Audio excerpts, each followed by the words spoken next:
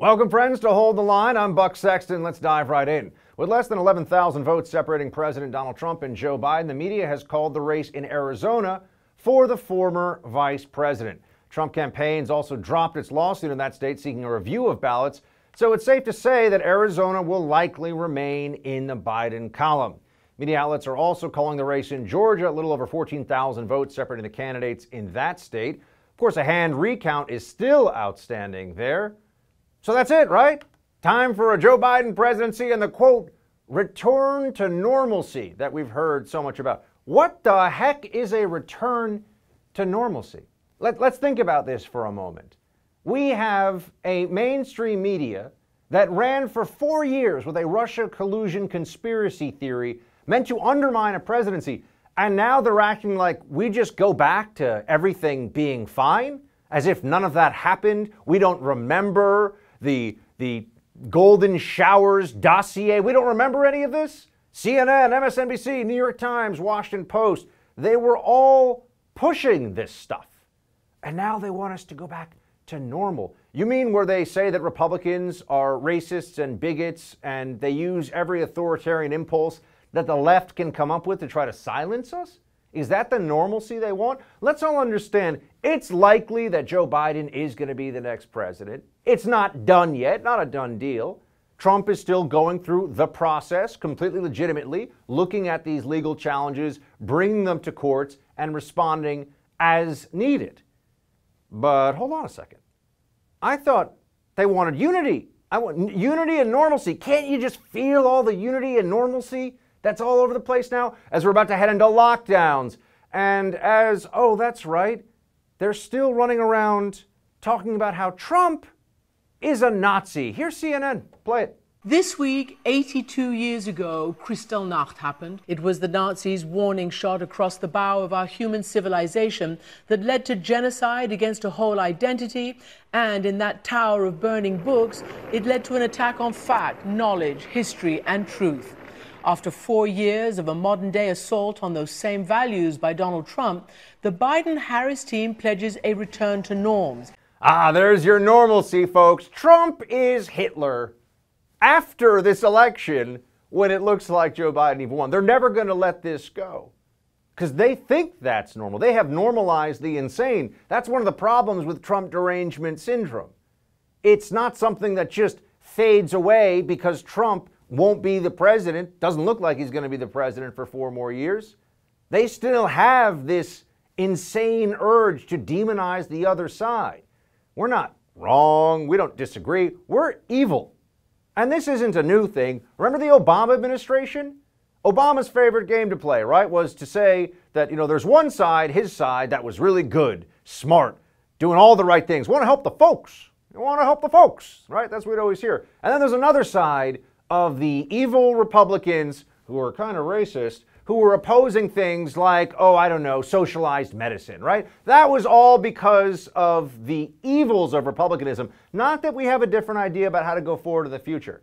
Remember we used to hear about how we were the most polarized in our nation's history for 8 years, and then people would point out things like the Civil War. So that was clearly an overstatement, but they still said it in the media all the time. We would hear about it. So we're so polarized then, but now we're going back to normal? So is normal the polarization that our mainstream media and the Democrat left and the socialists in their midst have been pushing now for years, if not decades?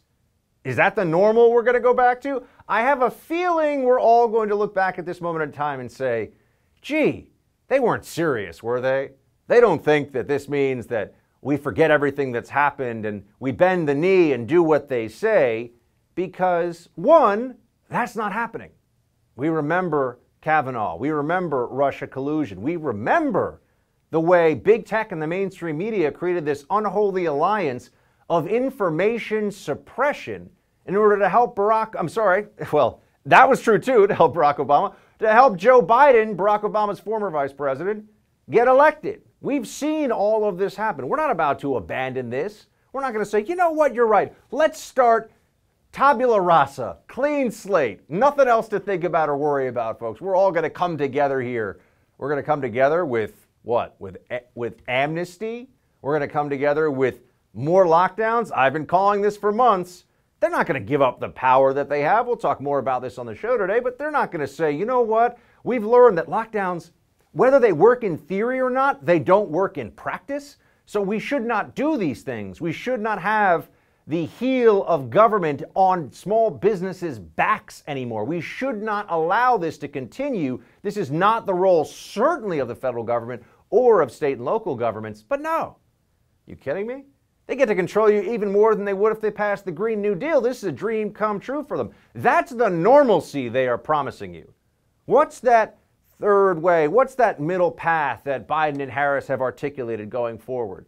Oh, that they're just going to speak truth to the folks. We're going to go back to, America with dignity and where we're, a lot of boilerplate talking points that nobody takes seriously who knows anything about Harris or Biden's careers, respectively. They're going to say whatever they have to say. They're going to do what they can to placate the radical left, which now controls the Democrat Party. So we had an Obama administration that was deeply polarized, all about how it was obstruction on the other side. Do you remember? If we didn't do what he wanted, obstruction.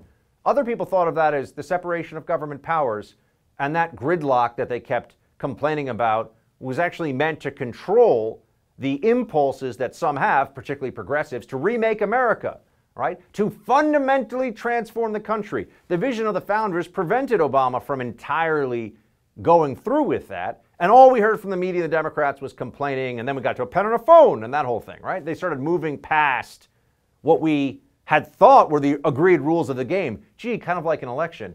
And now we fast forward to the present. We remember the Obama administration, 8 years, tremendous polarization, and all of this focus on how any opposition against Obama was racism. I haven't forgotten this. Talk about Obama's socialist impulses, racism. That's what they would say.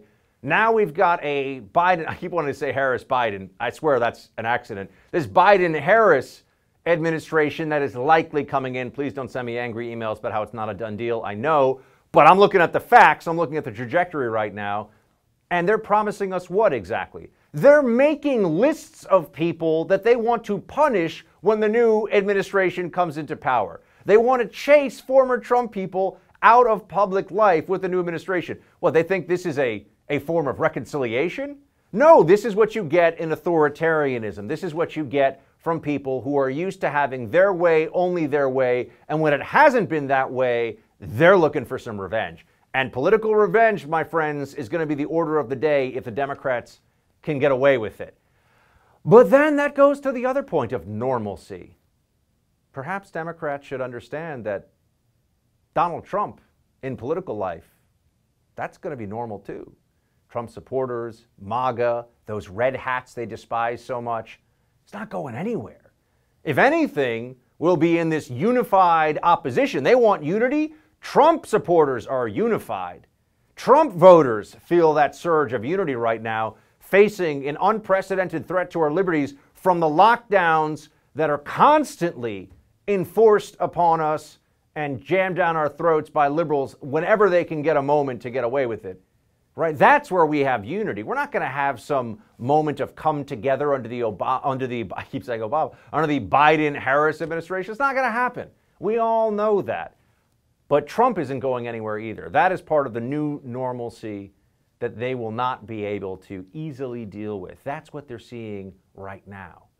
MAGA will continue no matter how these vote counts go. Trump will be out there making the case, rallying supporters, raising money, perhaps starting a media outlet, and maybe running again in 2024.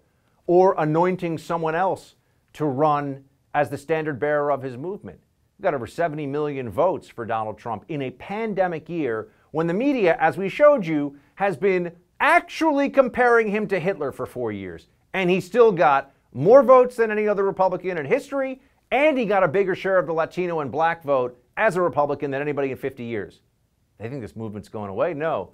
Normal is going to be Democrats realizing that they've elected a third-tier politician with a fourth-tier mind to be essentially an empty suit because that was the best they could come up with to beat Trump this year.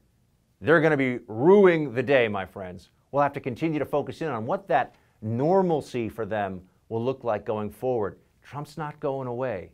That's going to be normal. Hey, Team Buck, just want to say thanks so much for watching the first on YouTube If you like this video, be sure to give it a thumbs up. And if you want to see more great content from The First, please click that subscribe button.